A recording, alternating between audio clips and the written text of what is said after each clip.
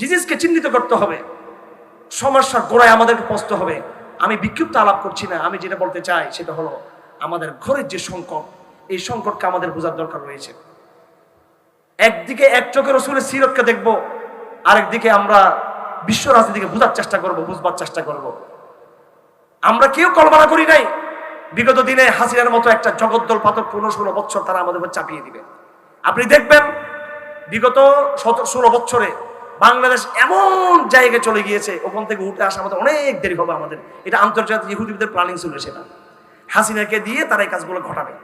এখন হাসিনা যখন নাকি ভোতা হয়ে গেছে, ইসলামের বিরুদ্ধে জবের করতে করতে করতে তরবারি কি হয়ে গেছে, এটা ভোতা। ওরা বলছে ভোতা তরবারি এখন থাকা পর্যন্ত আরেকটা তরবারি কিন্তু আমাদের জন্য আমাদের গলায় বসানোর প্রস্তুতি চলতেছে। আপনারা বুঝার চেষ্টা করবেন, ছুরির এই মাথায় যদি মিষ্টি লাগিয়ে দেয়, কি লাগিয়ে দেয়, মিষ্টি লাগিয়ে দিয়েছে, এই ছুরি কি আপন হয়ে যাবে?